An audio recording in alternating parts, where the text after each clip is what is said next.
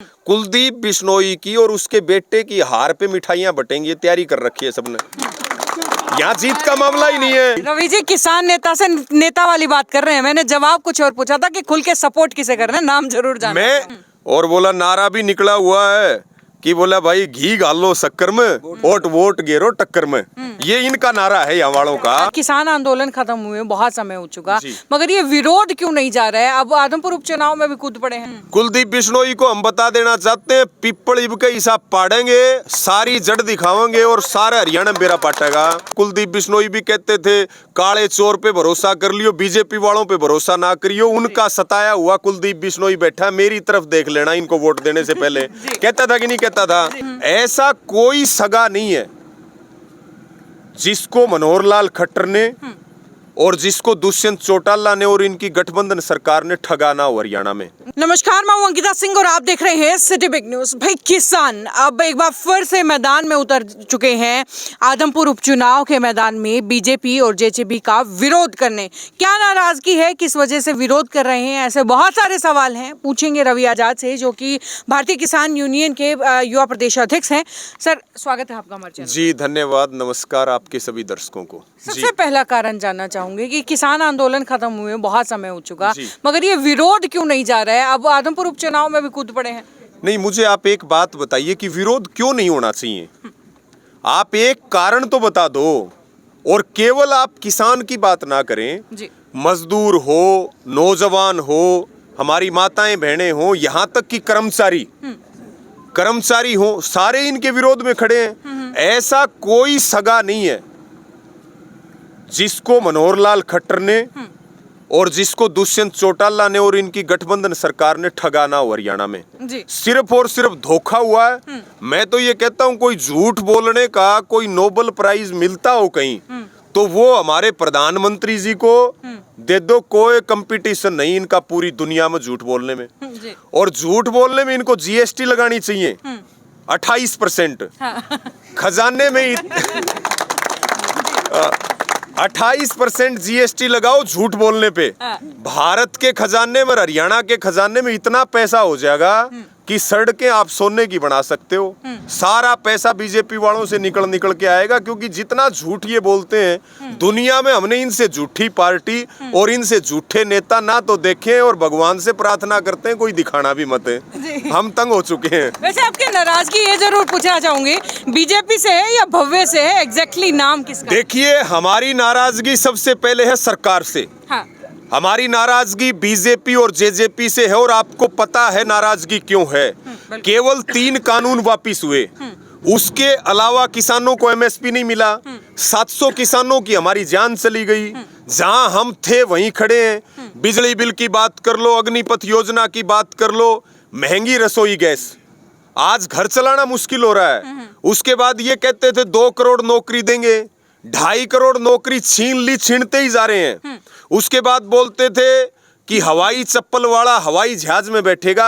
आप यकीन करना कि लोगों के पास इन्होंने साइकिल तक नहीं छोड़ी, ऐसी दुर्दशा में हम हैं। उसके बाद आप आ जाओ हरियाणा में। हरियाणा में कहते थे नौकरी देंगे, मनोहर लाल खट्टर जी कहते थे 10 लाख नौकरी देंगे। कौशल रोजगार निगम लेके आए हैं युवाओं को ठेका प्रथा में धकेलने के लिए। सारी सुई से लेके जहाज तक पे अडानी अंबानी का कब्जा। हमारी जमीनों पे नजर बना रखी है। जमीन किसान के पास नहीं रहनी चाहिए, लेकिन इनको ये नहीं पता कि किसानों का भी ऐलान है कि भाई जमीन नहीं देंगे, जान दे सकते हैं, चाहे मोदी आ जाओ चाहे कोई आ जाओ यहाँ पे। और हमने जमीर थोड़ी बेचा है, जमीर बेचा है बीजेपी वालों ने, अडानी अंबानी के यहाँ गिरवी रख रखा। हमारा जमीर जिंदा है। हमारे पूर्वज लड़ते रहे हैं अंग्रेजों से, मुगलों से।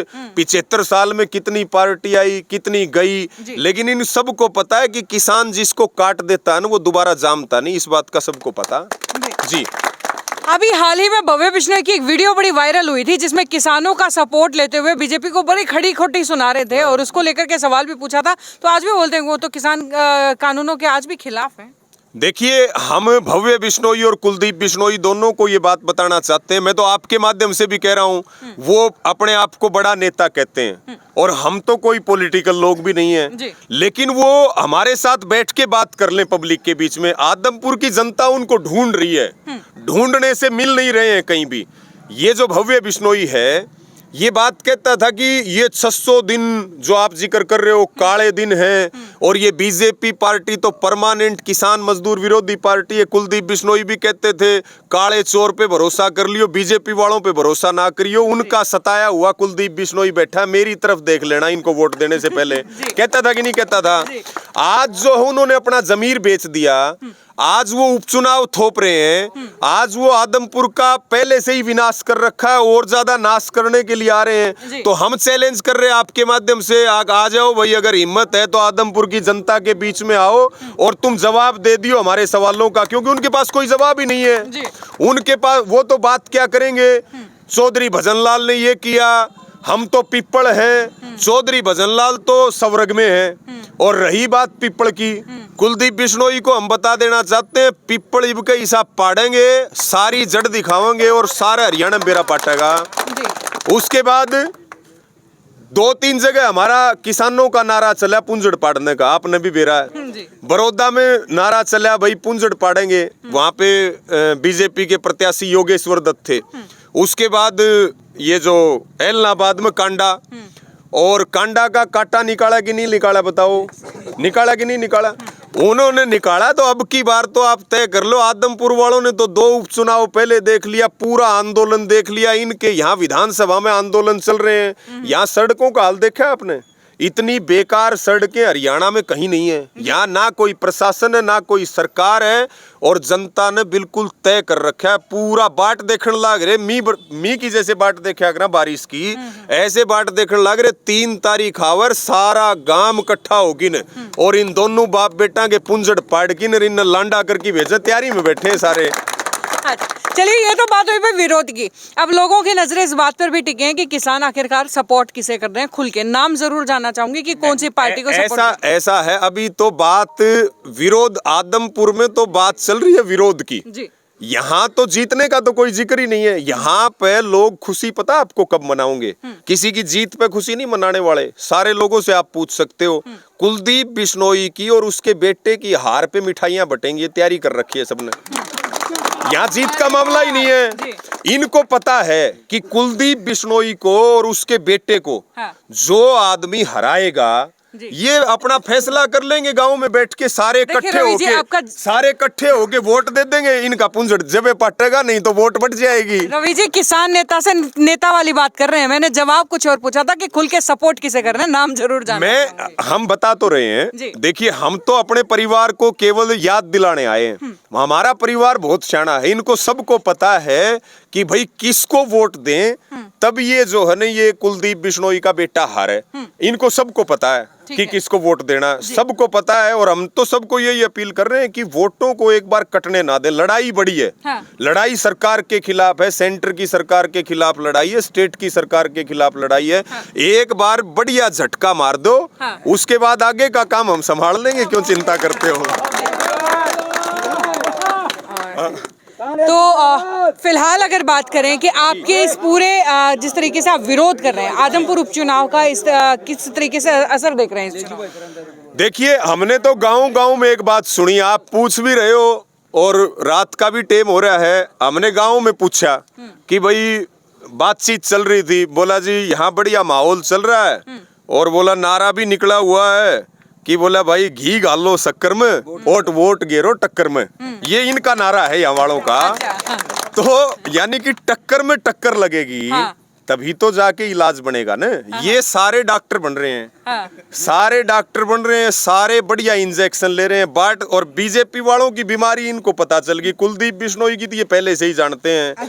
तो 3 तारीख को ईवीएम पे बटन दबेगा और उनकी बीमारी का इलाज यहीं से निकलेगा, ईवीएम से। चलिए, इसके बाद एक सवाल और मैं आपसे पूछना चाहूंगी। चौधरी अभय सिंह चौटाला, जिन्होंने किसानों के लिए अपनी सीट जो है, अपनी कुर्सी छोड़ने का काम किया था, अब शायद उन्हें भी कहीं ना कहीं इंतजार तो होगा कि भाई वे किसान मंच आकर के उनका साथ दे। देखिए, ये तो सारी होगी पॉलिटिकल बातें। हाँ। और हम तो किसान यूनियन के कार्यकर्ता हैं जी। और किसानों का काम करते हैं, लेकिन फिर भी आपने पूछ लिया तो हम बता भी देते हैं कि उन्होंने इस्तीफा दिया था। हाँ। तो एलनाबाद में जनता ने उन्हें आशीर्वाद भी दिया। अगर वहाँ किसान उनके पक्ष में नहीं खड़े होते तो वो चुनाव नहीं जीत सकते थे, ये बिल्कुल तय है। किसान, हमने पहले ही कहा था भाई, जो किसान का साथ देगा उसका दुगना साथ दियो।